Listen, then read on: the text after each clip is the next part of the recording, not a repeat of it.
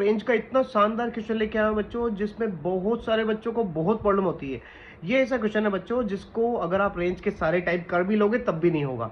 इसमें एक प्रॉब्लम क्या है बच्चों, ग्रेटेस्ट इंटीजर फंक्शन आ रहा है। जब भी ग्रेटेस्ट इंटीजर फंक्शन आ जाता है बच्चों के प्राण सूख जाते हैं। अब मैं आपको बताता हूँ किस तरीके से ऐसे क्वेश्चन को किया जाएगा।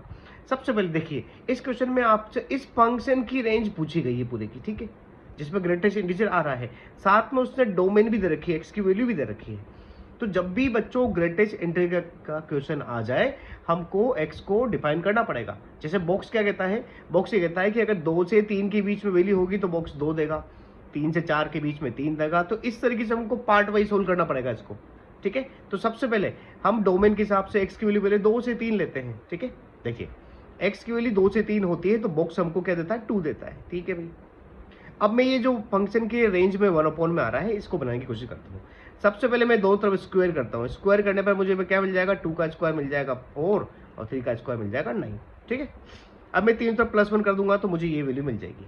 अब मुझे क्या है, रेंज में ये वैल्यू रेसिप्रोकल में चाहिए, तो मैं क्या करूंगा बच्चों, इसका रेसिप्रोकल कर दूंगा। इसका रेसिप्रोकल करने जाऊंगा तो ये वाला नंबर तो आ जाएगा इधर 1 में और ये वाला आ जाएगा इधर।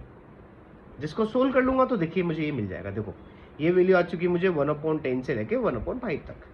अब हम क्या करेंगे बच्चों, हमको क्वेश्चन में ऊपर बॉक्स एक्स की वैल्यू भी दे रखी है, देखो रेंज में। तो मैं क्या करूंगा, यहाँ तीनों साइड में बॉक्स की वैल्यू को मल्टीप्लाई कर दूंगा, बॉक्स एक्स की वैल्यू को, ठीक है।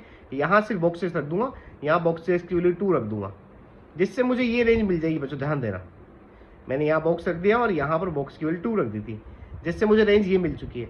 मतलब मेरी रेंज का एक पार्ट हो चुका है। अब देखिए बच्चों, डोमेन हमको 2 से लेकर 6 तक दे रखा था, अभी तक मैंने 2 से 3 लिया है।